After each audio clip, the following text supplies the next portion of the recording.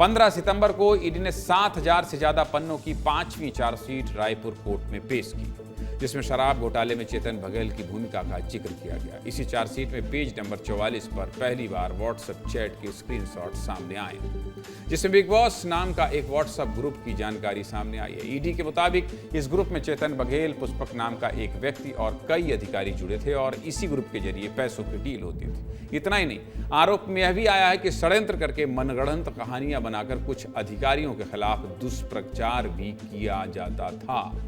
WhatsApp chat में सामने आया है कि एक अधिकारी की कल्पनाओं पर आधारित डायरी को भी हथियार के तौर पर इस्तेमाल किया गया और अधिकारियों के खिलाफ आरोपियों ने षड्यंत्र रचने का काम किया। इसके अलावा ईडी ने अब अनवर ढेबर, अनिल टुटेजा और सौम्या चौरसिया के मोबाइल की जांच की तो चौंकाने वाले चैट्स मिले। चार्जशीट में पेज नंबर 26 पर ईडी ने अनवर ढेबर के मोबाइल चैट को दिखाया है, जिसमें सामने आया है कि अनवर ढेबर के मोबाइल में चेतन बघेल का नंबर बिट्टू नाम से सेव था और इसमें पैसों की डीलिंग की बातचीत भी पाई गई है। अब ईडी ने पैसों के लेन देन को लेकर क्या कहा है, चलिए आपको ये भी बता देता हूं। ईडी ने आरोप लगाया है कि चेतन बघेल ने शराब घोटाले से कमाई की है और पैसों को अपनी रियल एस्टेट कंपनी में इन्वेस्ट किया है। जांच के दौरान लक्ष्मी नारायण बंसल और पप्पू बंसल ने अपने बयान में स्वीकार किया है कि चेतन बघेल के साथ मिलकर उसने 1,000 करोड़ से ज्यादा रुपए का हेरफेर किया था।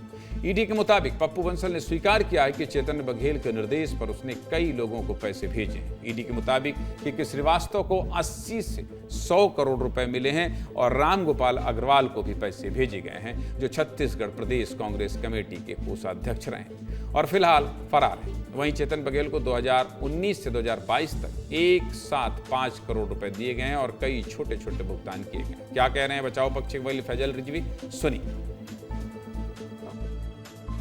ईओडब्ल्यू का जो एप्लीकेशन है अरेस्ट करने का या रिमांड लेने का, उसको रोका जाए, तो वो रुक गया है और अब कल एप्लीकेशन लगेगा। डिसाइड होने के बाद फिर आगे की कार्रवाई होगी। मगर जो हमको अप्रीहेंशन था, जो हमको अनुमान था कि सिर्फ परेशान करने के लिए ये करेंगे, क्योंकि 60 दिन का जो है वो आज मुकम्मल हो गया है ईडी का। 60 दिन, आज 60वां दिन था और आज ईडी ने चालान पेश कर दिया है।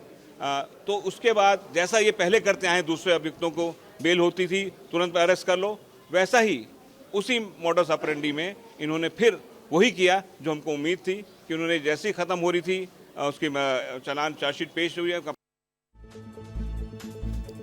इसके अलावा शराब घोटाला मामले में ईओडब्ल्यू ने बड़ी कार्रवाई की है और रिटायर्ड आईएएस अधिकारी निरंजन दास को गिरफ्तार कर लिया। निरंजन दास कांग्रेस सरकार के दौरान आबकारी आयुक्त थे और उन पर घोटाले में महत्वपूर्ण भूमिका निभाने का आरोप है। साथ ही निरंजन दास के खिलाफ ट्रांसफर और टेंडर प्रक्रिया में हेरफेर के सबूत मिलने की जानकारी भी सामने आई है।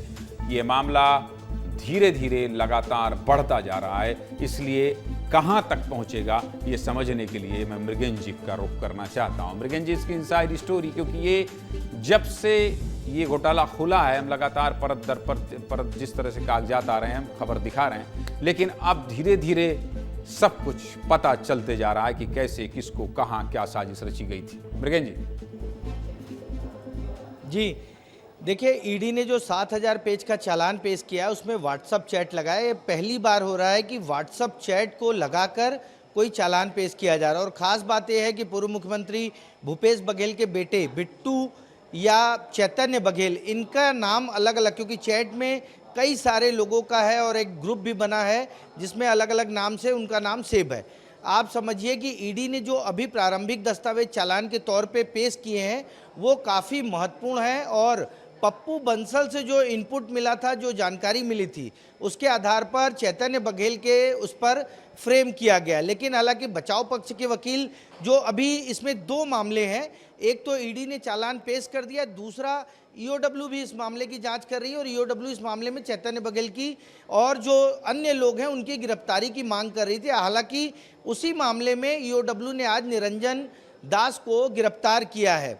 तो आप समझिए कि किस तरीके से छत्तीसगढ़ में शराब घोटाला किया गया और उसके पैसे पहुंचे। ईडी का आरोप है कि बहुत बड़ी रकम चैतन्य बघेल के पास पहुंची और उस रकम का इस्तेमाल उन्होंने रियल एस्टेट में किया। हालांकि जब ईडी की टीम पहुंची थी चैतन्य बघेल के घर, तो पूर्व मुख्यमंत्री भूपेश बघेल ने कहा था कि आप जाकर स्पॉट देख लीजिए, बहुत कम लागत है। ये जो बता रहे हैं कि रियल एस्टेट में बहुत ज़्यादा पैसा लगा है, वैसा नहीं है।